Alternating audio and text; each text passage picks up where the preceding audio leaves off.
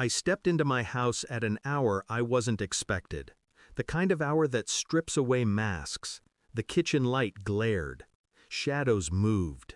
And then I saw it, my son's hair twisted in the grip of a man in plain clothes. "Your father stole from us," he hissed, dragging my boy closer to the knife edge of fear. "We're going to take it out of your skin," their leader smirked. A detective, badge still clipped to his belt like irony. Daddy's gone. No one's coming. He didn't hear me cross the threshold, didn't see my reflection in the glass behind him. My fist broke his throat before the lie could finish leaving his mouth.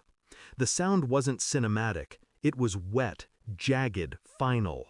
His partner's eyes widened. Recognition cut deeper than the blood spilling onto my tiles.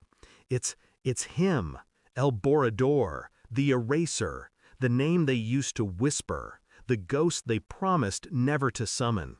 But here I was, back in my kitchen, and the erasing had begun.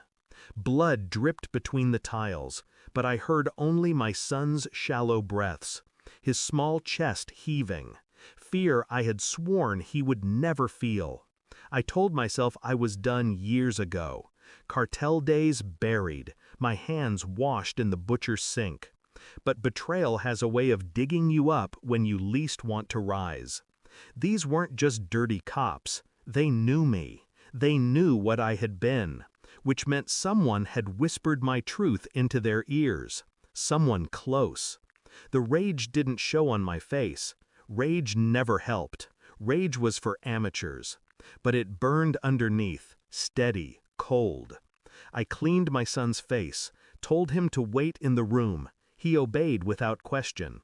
Children understand survival more than adults ever will. And then I began thinking, not as a father, not as a butcher, but as the man I used to be, the eraser. I didn't confront anyone outright, not yet. I retraced the leak, phone records, old contacts, patterns of surveillance around my shop. The noose had been tightening for weeks, I realized. Cops who weren't cops, questions asked in whispers, men parked too long in cars that didn't belong to the neighborhood. I played my part, the quiet butcher, the retired nobody. But every night I pieced together their arrogance like a puzzle. And in the spaces between silence, one truth sharpened. Someone had sold me out. Someone had turned my family into currency. It wasn't random, it was personal. I buried the thought, but it kept clawing back. Her eyes, her voice, her absence when I needed her most. My wife. She knew the stories. She had been there when I swore I was done. And yet the phone bill showed late-night calls, a detective's number hidden in plain sight. The betrayal didn't shock me, not really. What hurt was the simplicity of it, the greed, the stupidity of believing I had really become just a butcher. The evidence was undeniable. I didn't rage. I didn't confront her immediately. I waited, placed the records on the kitchen table where blood had dried days before. She walked in, stopped when she saw them. Her face drained before her lips could form denial. I asked one question, my voice even, detached. How long? She collapsed into excuses, tears, pleas, as if water could erase betrayal. I didn't move, didn't blink, because in that silence I had already erased the future we once pretended to have. She begged. It wasn't supposed to go that far. Always the same refrain. I slid the phone records across the table, my fingerprints absent, my patience intact.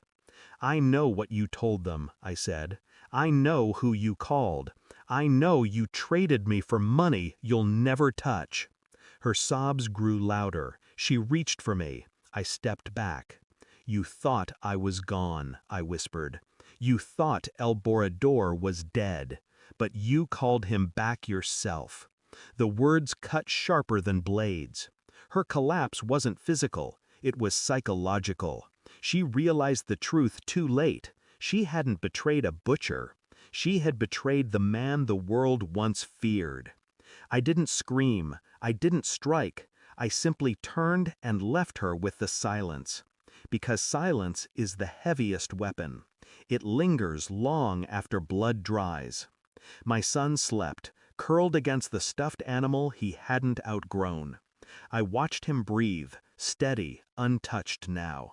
I felt no pity for her, no grief for what was gone, only clarity. The eraser was back. Not because I wanted him, but because she had summoned him. And once he returns, he doesn't leave.